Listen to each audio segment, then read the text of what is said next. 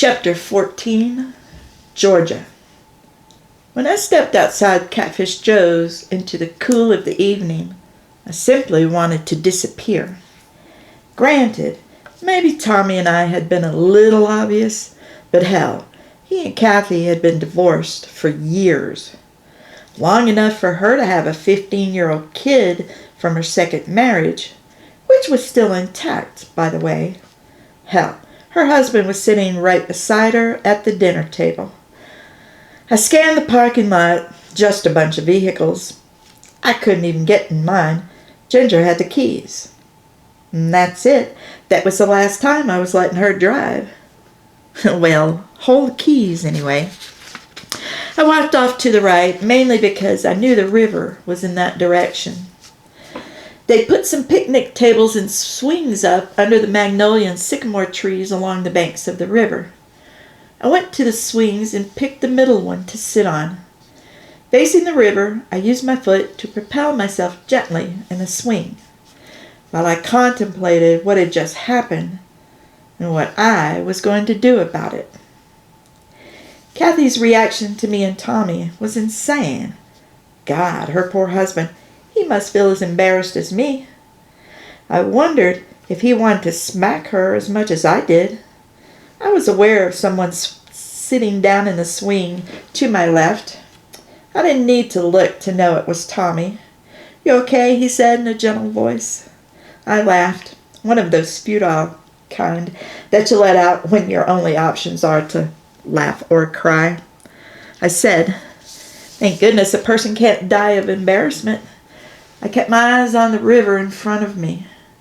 "You know," he said, "I'll never forget the first day of school, 3rd grade.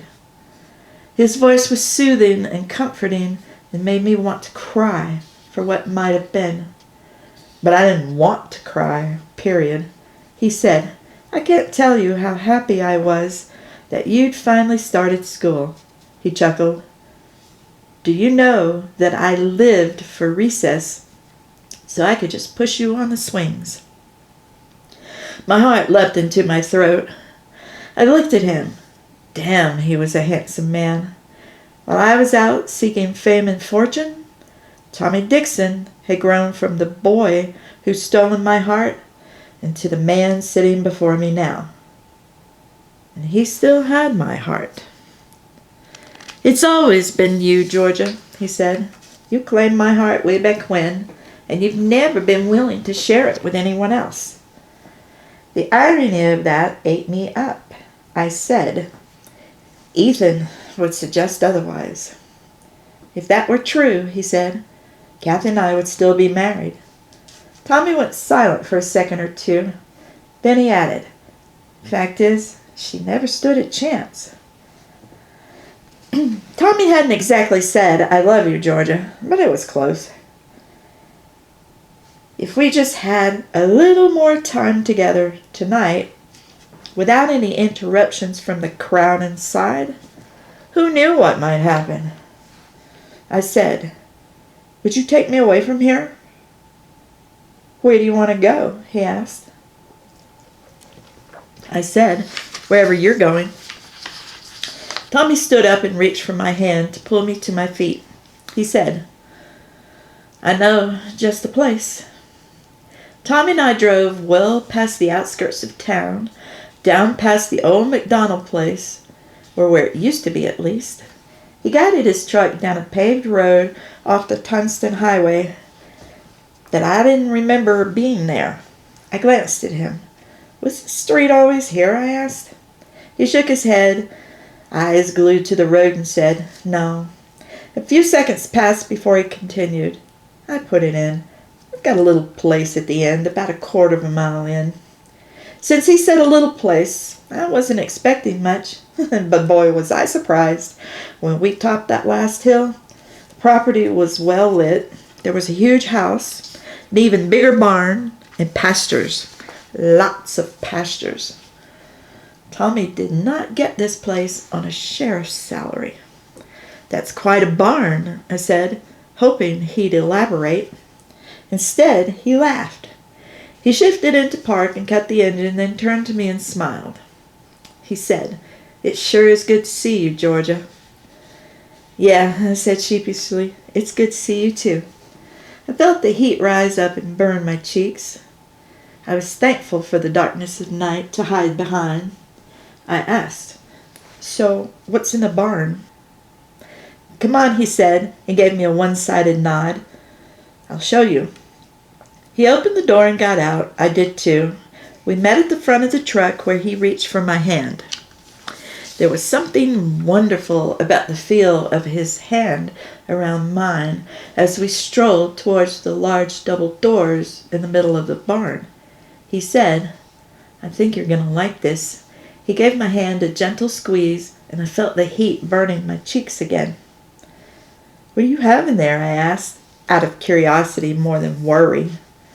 "You'll see," he said, opening the door. I followed him inside into a short hallway that intersected with another hallway that ran the length of the barn.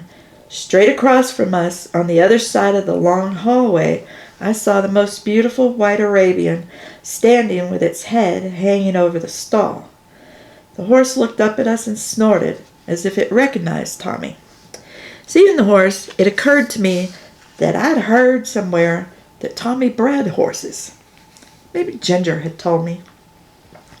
We stopped at the intersecting hallways. I glanced up and down the long one. There must have been at least 20 stalls. Damn. Tommy led me across the hallway toward the horse that seemed to say hello when we walked in. The animal whinnied and shook its head. Tommy reached up and petted the horse. "Hey, girl," he said to her.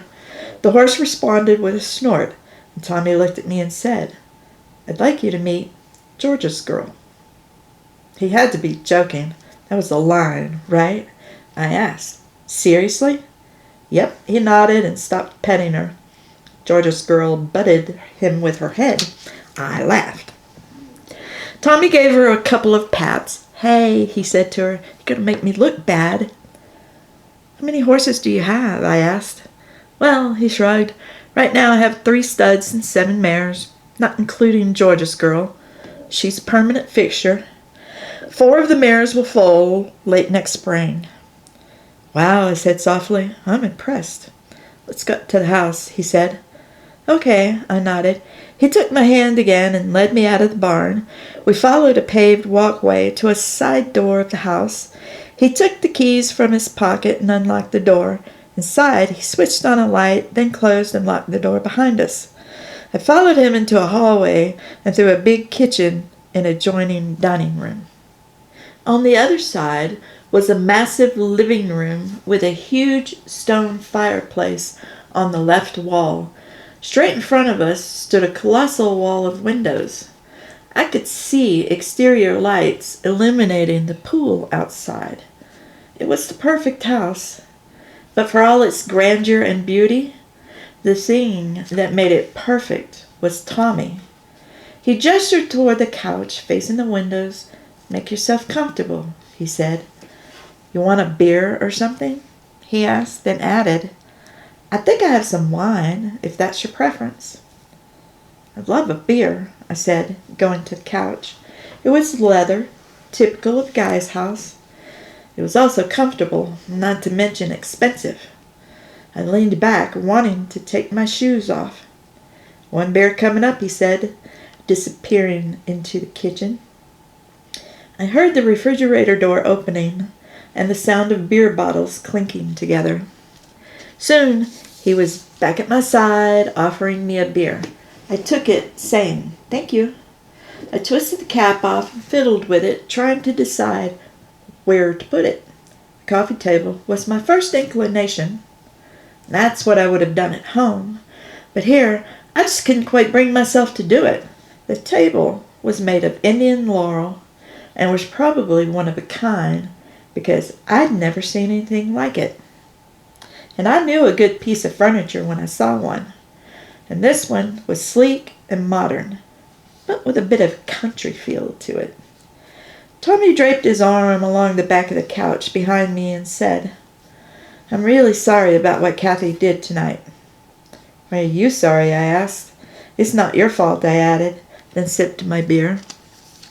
"Well, yeah, it is," he said, then hesitated and began shaking his head. Seeing us together, I knew she wasn't going to handle it well. He shrugged, then added, "Not that I care what she thinks, but I could have been a little more discreet about it, for Ethan and Lisa's sake." "Oh, don't beat yourself up, Tommy," I said. "I have a feeling that you could have been on the opposite side of the table from me, and she still would have found a reason to yell at me." I finished with a bit of helpless laughter. He said, "You're probably right about that." He touched my cheek, skimming my hair out of my face. I about died from his simple touch. Then Tommy said, "She knows how I feel about you. I've always felt about you." I sucked in a breath and looked at him. I said, "It's funny how things turn out, and not in a good way." He gazed at me for a moment, then smiled and said, "I've got something for you." "Something for me?" I said, "Really?" I couldn't imagine what. A kiss, maybe? A girl could hope. He set his beer on the coffee table and pushed himself up off the couch. "Wait here," he said. Whatever he was up to, he seemed excited about it. He disappeared into a hallway on the other side of the fireplace. Soon, though, he returned carrying a guitar case. With care, he laid it on the table and opened it up. I was shocked to see a white Strat that looked amazingly like the one I'd borrowed from Ronnie when I auditioned for the band all those years ago. Tommy offered it to me with a wide grin, tipping the corners of his mouth. "Is that?" I asked, but couldn't get the entire question out. I knew it was the same Strat, and I was overwhelmed by it. Tommy nodded, and I finally managed to ask, "Where did you get it?" He said, "I bought it from Ronnie years ago." I took the guitar and pecked at it. "I can't believe you have this," I said, as he sat down beside me again. That was such a long time ago," I said, looking at Tommy. "The fact that you have it is amazing." "It was the first guitar I ever saw you play," he said, with a hint of nostalgia in his voice. And that's when it hit me. The Strat was something special to Tommy. "I can't take this from you," I said. "Sure you can," he said. "I've been holding on to it for you. I knew one day I'd get the chance to give it to you." I sat there like an idiot, hanging on to the Strat, looking all starry-eyed at Tommy. I licked my lips, wanting him to kiss me so badly I could barely contain myself. I said, "You do know how to charm a girl." At that very second, he leaned toward me. His lips brushed against mine, and I melted into his kiss. He took the guitar and laid it on the case. Then he pulled me to him. This time, his kiss was deeper, more intense, as his tongue danced with mine. When we came up for air, he looked at me and said, "I've waited a long time to do that." I said, "And I've waited just as long for you to do it." Tommy chuckled and pulled me into his embrace, saying, "Georgia, I have to tell you, I've loved you for as long as I can remember." "Well," I said, "I pretty much know when I fell in love with you. I was admitting things that I'd kept to myself for what seemed like forever, and I was kind of shocked at myself for saying it out loud. But I knew this might be the only chance I'd ever get to tell Tommy how I felt about him." "Is that right?" he asked playfully. "Yep," I nodded. "Remember that summer before Ginger and I started school?" I asked. "When you and Mike used to come over to the house every day, and you'd push me in a swing." "Yeah, I remember that," he said with a cocky smile. "Well, it wasn't that time," I said with a giggle. Tommy laughed and pulled me in for another kiss. His lips brushed against mine as he said, "Girl, I'm crazy about you." Girl? I hadn't been a girl in a long time, but he sure was making me feel like one now. "Yeah, well," I said boldly, "we aren't kids anymore." I was dropping hints heavier than 10-pound weights. "You want me to take you home?" he asked. "I'd rather stay here," I said, and kissed him full on, drinking in the sweetness of it. Chapter 15, Ginger. Risa showed up at the house bright and early the next morning. She said it was because of the wedding, but I figured it had something to do with Malibu. He was pouring himself a cup of coffee when she came in through the back door. She greeted us both with a quick hello and went for the coffee herself. "That was quite the evening last night," Malibu said, stirring sugar into his cup. "Gotta hand it to you Southerners," he said with a hint of amusement. "You really know how to tie one on." "I had nothing to do with that," Risa ripped out her words impatiently. Malibu chuckled and elbowed Risa, saying, "I'm kidding." Slowly, a smile came to Risa. I think she even blushed a little, but she turned her head away so none of us could see it. "How's Lisa this morning?" I asked. I was a little concerned after the conversation Georgia and I had had with her on the way to Catfish Joe's last night. Risa shook her head. "I don't know. I mean, what do you do when your aunt throws herself at your fiancé's father at the rehearsal dinner?" She glanced at Malibu and flashed him one of those, "Okay, so maybe you're right" kind of looks. But I could sympathize. It hadn't seemed quite so egregious until she said it out loud. Malibu toasted Risa before tasting his coffee. After a couple of sips, he grinned at her. I knew that Risa liked Malibu, and I wanted to tell her that if she wanted to get anywhere with him, she should not badmouth Georgia in front of him. I wanted to tell her that he and Georgia were tight. I wanted to tell her not to take him too seriously. But it looked like I was a little late for that. A knock at the back door pulled me away from Risa and Malibu. Seconds later, Blue waltzed into the kitchen. "Oh yeah, I'd forgotten. He'd volunteered to go with me to pick up Justin and Diana at the airport this morning. Well, it was either go with him or go alone. I didn't know where Georgia was exactly, but I could guess that wherever it was, Tommy Dixon was there too. If Ethan weren't Tommy's son, I might have put money on whether or not they'd actually show up to the wedding. As it was still iffy." Risa glanced between me and Jeffrey Dean. "What's going on?" she asked. "Nothing," I said. "We're just going to the airport to pick up Justin and Diana." "Oh, okay," she said, like she was relieved. I think she might have thought we were ditching the wedding, too.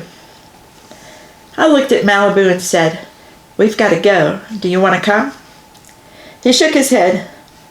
"I'm going to stay here with Risa," he said. "At least until her ex gets here." He glanced at Risa with a playful grin and asked, "He's still your ex, right?" Jeffrey Dean pulled me toward the back door just as things were starting to get interesting. I really wanted to stay, though, and hear Risa's response. Damn it. "Just a minute," I whispered to Blue. "I want to hear this." He said, "No, you don't," and winked at me. Pulling me on outside, he added, "We can't be late to get your kids." "I don't want to make a bad first impression." I laughed, saying, "You don't stand a chance." "We'll see," he said, with all the confidence in the world. I was headed for George's rental car, but Blue pulled me to the other side of the driveway toward his metallic blue Mercedes-Benz S400. "Let's take mine," he said. Most people would have thought he was being gentlemanly, but I knew he just wanted to drive, and he knew I wasn't going to give him the keys to George's rental. Things were pretty quiet as we started out. It wasn't until we got to the freeway that either of us spoke. He stepped up to the plate first, saying, "So where do you live in California?" "L.A.," I said. "I know that," he said, sounding a little frustrated. "What part?" "Malibu." I said with a hint of laughter. Of course. His tone was curt as he shook his head. That must have been a reference to Malibu the guy. I just couldn't figure out why Blue was so threatened by him. Why, I asked. My intent was to steer the conversation away from Malibu. I didn't want friction in the air between me and Jeffrey Dean when we got to the airport, so I asked, You gonna come see me? He said, I just might. He glanced at me, adding, I've been offered a sportscasting job out in L.A. I said, I might have heard something about that. I looked at him. You gonna take it? I might, he said with a shrug. He glanced at me, then looked back at the road, adding, If you'll promise to show me around. God, Jeffrey Dean, I swore as my frustration seeped out in my tone. Aren't you ever serious? Yes, he said, all the time. After a few more minutes of me and him bickering back and forth, we arrived at the airport.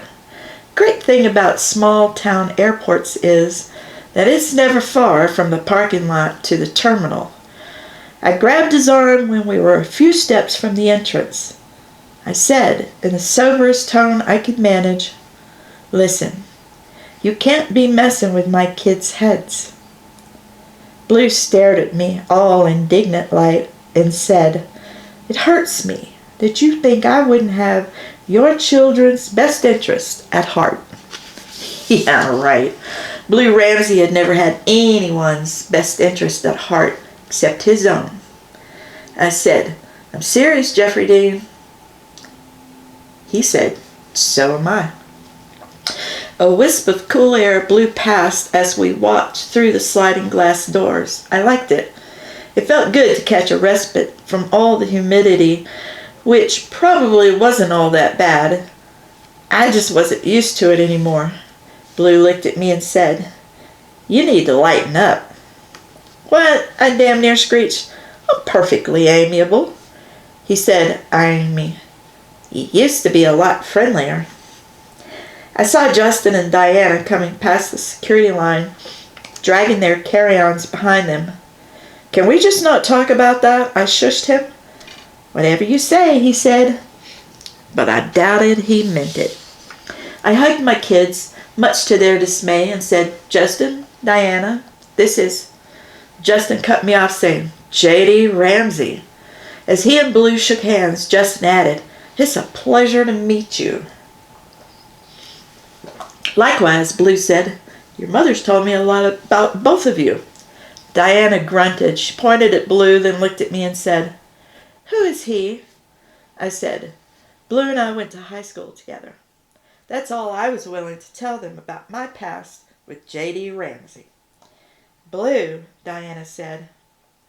He said, My friends used to call me Blue. Because of your eyes, I'll bet, Diana said with a gleam in hers. How'd you guess? He winked at her. Mom, Justin said, You never said you were friends with J.D. Ramsey. Oh, we were more than friends, Blue said with pride. I was your mother's boyfriend. Diana said, Huh? About 2 seconds before Justin did. Blue nodded, looked at me and grinned before saying, Yes, your mother and I were quite the item back in the day. Well, I said, everybody ready? I wanted very much to change the subject, so I added, We've got a wedding to get to.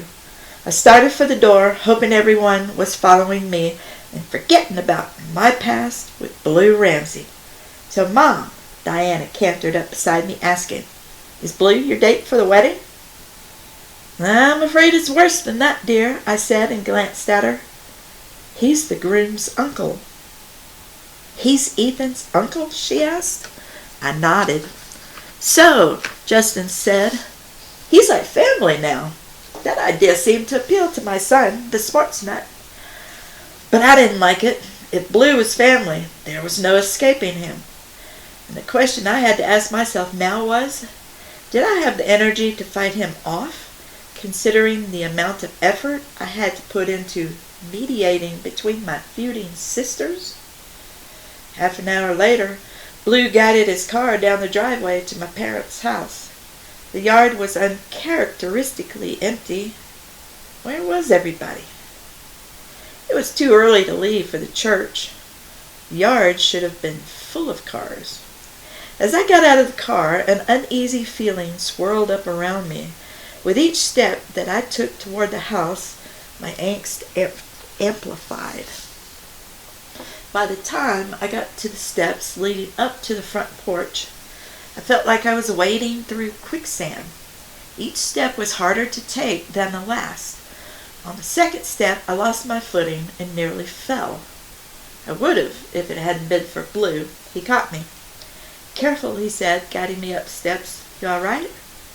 "Yeah," I said, hoping that my uneasiness didn't seep out in my tone, but I feared I'd missed the mark. Inside the house, I expected to find my parents together, and I was a little taken aback when I found Daddy in the kitchen by himself cooking. "Daddy," I said, with my mounting edginess trickling out in my voice, I asked, "when did you start cooking?" "Since I got hungry," he said with a bit of laughter. "Where's Malibu?" I asked. "He took off with Risa," Daddy said, concentrated on the eggs in the skillet. He added, "I'm not sure where they went." "Hi, Grandpa," Diana said and went to his side to kiss his cheek. Daddy pushed the skillet to the back burner, laid the spatula down and hugged Diana, saying to her, "Hi there, sweetie, I'm glad to see you." After a moment he moved on to Justin. They hugged and mumbled some guy stuff before Daddy got him a plate and dished up his eggs. "Where's Mother?" I asked. For the first time in my life, Daddy looked haggard and worn out. "She's upstairs," he said. "She was a little tired this morning, so she slept in." Daddy took his plate and went to the table. "Why don't you go rouse her?" he suggested. I didn't think about it, just headed for the back stairs, taking them two at a time. When I crested the landing, I headed down to the end of the hallway where my parents' room was. That bad feeling that had greeted me when I got out of Blue's car was back. When I looked into the room, I stopped, cold in my tracks. Chapter 16, Georgia. The next morning, as I awakened, and before I opened my eyes, I wondered if maybe I dreamt last night. It came to me quickly that the bed I was in was not the one in my old bedroom back at my parents' house. Besides that, I was naked. I rarely slept naked. I opened my eyes to a room that rivaled many of the luxury hotels that I'd stayed in around the world. The king-size four-poster bed I was in sat majestically against a wall of stones of varying sizes and colors, mostly grays, tans, and browns that interlocked like an intricately choreographed puzzle, and it was all framed by a light-colored wall of stucco. The ceiling's planks and beams of teak gave the room a rustic feel. A wrought-iron chandelier with 8 or 10 tiny shade lamps was perched unobtrusively in the middle. Windows framed the entire wall in front of me. Outside, oak, magnolia, and cypress trees dotted the landscape. Behind the trees, I spied the river. In the corner of the room, also the corner of the house, sat a majestic fireplace made of the same stones that were on the wall behind the bed. To the left of it was a set of glass-paned double doors, and to the left of that, an opening that I guessed would lead to an equally fantastic ensuite. Tommy appeared in the doorway. "You want some breakfast?" he asked. "Yeah," I said, sitting up, pulling the sheet with me. I glanced around for my clothes, wondering where exactly I'd left them. He tossed me a blue cashmere robe that looked and felt like the ones I'd run across in the finer hotels during my travels. As I latched onto the robe, Tommy winked at me and said, "Bathroom's back there." He pointed toward the opening that I'd already guessed led to it. And then he disappeared into the hallway. I'd spent a lifetime dreaming about being with Tommy Dixon. Reality did not disappoint. After a few minutes in the bathroom to freshen up, I headed toward the kitchen wearing nothing but Tommy's robe. There was something very sexy about a man in the kitchen, I thought, as I looked at him. "Sit down," he said, pointing to the snack bar. The marble counter had 3 stools. I claimed the one in the middle. Tommy slid 2 plates across the counter, aiming one directly at me. He pulled silverware out of a drawer, handed it to me, then asked, "Coffee, milk, juice, water?" "Coffee sounds good," I said, nodding. "So long as it was loaded with caffeine," popped into my head as an afterthought. My niece was marrying Tommy's son this afternoon, and I needed to get my shit together before that happened. Instantly, he produced a cup of coffee and some cream and sugar. I doctored up my joe, and Tommy came to sit beside me. "I almost wish we didn't have somewhere to be today," he said, poking at his food with his fork. "The wedding, otherwise known as reality." "Me too," I said. "You want to come back here after?" he asked hopefully. I said, "I promised Tango I'd sing tonight." I glanced at Tommy, adding, "You want to come? We could come back here afterwards." "Yeah," he said with a soft smile. "I'd love to hear you sing again, in person." He leaned toward me and whispered against my ear, "And I'd love to bring you back here when you're done." His mouth brushed across my cheek where he kissed me, and chills shivered up my back. I giggled like a schoolgirl and said, "You promise?" "Oh, you can count on it," he said with certainty, and went back to his food. "Maybe we should just keep our distance at the wedding today," I said. "I don't want to cause a scene." Tommy laid his fork on his plate and turned to face me. "Georgia," he said, "I've spent a lifetime wanting to be with you. And now that I have that chance, I don't want to waste a single minute. For your son and my niece's sake, let's save it for Tango's," I said. "After the wedding's over, I don't care who sees us or what they think." He trailed his fingers over my face in such a way that it made me half hope he'd toss me up on the counter and remind me of the journey we shared last night. He continued to peer at me with a look that suggested he was thinking about doing just that.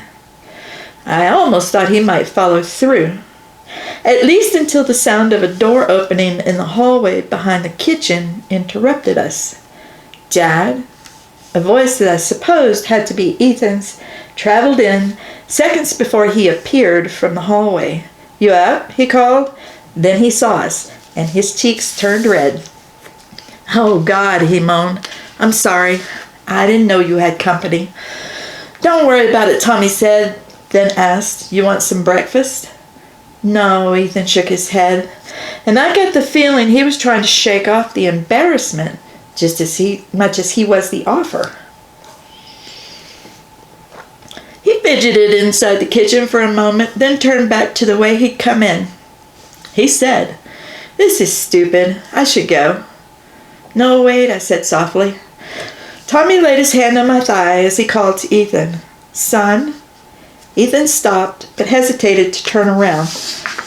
I said, "Why don't I go take a shower or something?"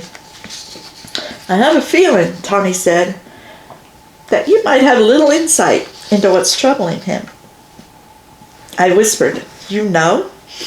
"I can take a guess," Tommy said, looking at me. "And I think you can too, if you just think about it." "Kathy?" I mouthed her name. "Bingo," Tommy said with a nod. Ethan went to the coffee pot and poured himself a cup.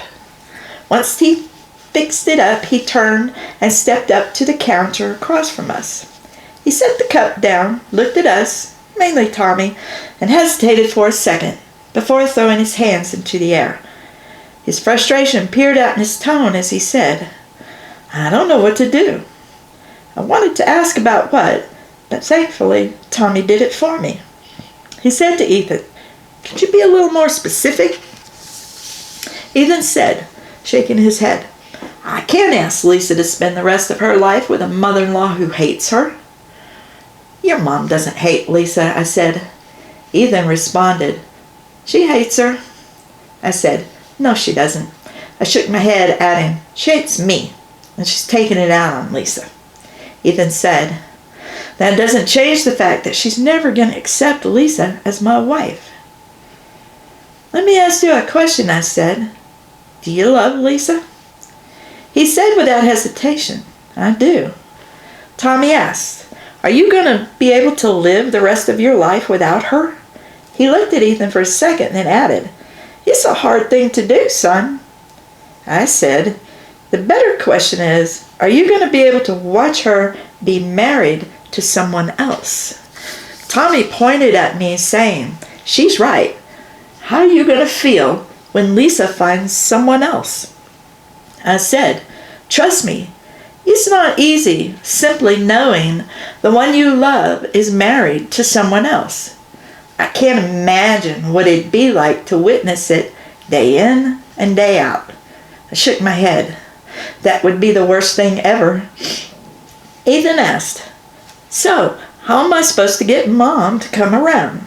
His futile laughter filled the kitchen now. He added, Who am I kidding? Mom is going to force me to choose between her and Lisa. It seems to me, Tommy said to Ethan, that you'll be estranged from your mother either way. How do you figure? Ethan asked. Trust me, Tommy said. You'll never forgive her for coming between you and Lisa. Tommy's voice was firm and final when he added, But your mother, on the other hand, she will come around eventually. Ethan stared down at the countertop. Finally, he looked back up and said, It would kill me to see Lisa with someone else. A heaviness weighed down his words now. Slowly, his gaze traveled up to meet mine. He said, I can't imagine what it would be like to have to watch her have someone else's baby. I fought my tears and said, And you know what you have to do. I shrugged and avoided looking at Tommy. I had to curtail the bitterness that had a habit of creeping up on me when I thought about Tommy marrying Kathy. The fact that he'd divorced her was of little comfort to me, since she had the one thing I never would, his child. Chapter 17, Risa. I can't explain why I let Malibu drive my car. I guess maybe I wanted to feed his ego. And I had smiled a little inside when he said, You want me to drive? Really? Georgia never lets me drive. As he guided my car into my parents' driveway, my heart hit the floorboard at the sight of the ambulance. What's going on? Malibu asked as he maneuvered the car off to the side and out of the way. Had something happened to Mama or Daddy? My mind weighed the options. I didn't want to consider either, but Mama had been so tired lately. My heart cried out at the thought of something happening to her. Malibu hadn't even shifted into park before I leapt from the car and ran toward the house, dragging my heart behind me.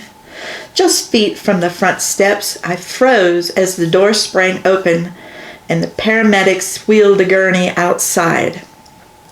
I couldn't see who was on it, but considering that Ginger, her kids, Jeffrey Dean, and Daddy all rushed outside behind the gurney, that left only one person, Mama. My heart ricocheted back into my chest and bounded up into my throat. What? The word cried out in my head, but barely made a whimper as it passed my lips. The paramedics rolled the gurney past me. Mama was pale, her eyes barely open. Malibu was beside me now. He rested his hand at the small of my back as he said to my sister, Ginger, what happened? Ginger shook her head, saying, I don't know. Tears misted her eyes. She added, She didn't get up with Daddy this morning, so when we got back with the kids, I went upstairs and found her unresponsive. I looked at Daddy. He said, She said she was tired this morning, so I told her to sleep in. Daddy watched the paramedics load Mama into the ambulance. Then, without asking permission, he climbed in after her. Jeffrey Dean looked at Malibu and said, "You two follow us." Gently, he took Ginger by the arm and led her to the car. Glancing over his shoulder, he said to Justin and Diana, "Come with us." Malibu took my hand and urged me back toward my car, where he opened the passenger door and helped me inside. I couldn't speak. I couldn't move. I couldn't think. All I knew was that my mother couldn't die. Malibu jumped into the car, started the engine, and sped out of the driveway behind the ambulance and Jeffrey Dean. He said to me, "You'd better call your daughter." Oh shit, Lisa was supposed to be getting married today. But from the looks of Mama lying on that stretcher, the wedding would have to be rescheduled. Oh God, this was not happening. When I didn't answer, Malibu said, "You want me to call her when we get to the hospital?" "No," I said softly. "I'll do it." I dug around in my purse for my phone. I hesitated before I keyed in her number. I waited, half hoping she wouldn't answer, but knowing it was imperative that she did. "Mama," Lisa's voice poured through the phone. "Did you get the earrings?" That's where Malibu and I had gone, to my house, to get the earrings I'd promised Lisa she could wear today. I said, "Yes, honey, I did." I sucked in a breath of courage, then added, "Sweetheart, you need to meet me at the hospital." "Huh?" Lisa asked. "Are you okay?" "I'm fine," I said. "Is it Daddy?" she asked. The hell if I know, that breezed through my thoughts quickly turned into no such luck. I said, "No, honey, it's Grandma." "Grandma?" Lisa said weakly. "Yes, honey," I said. "I'm not sure what's going on. Just meet me at the hospital, okay?" And here I thought Mike was the one who was going to ruin Lisa's wedding. Instead, it looked like it was going to be Mama's health.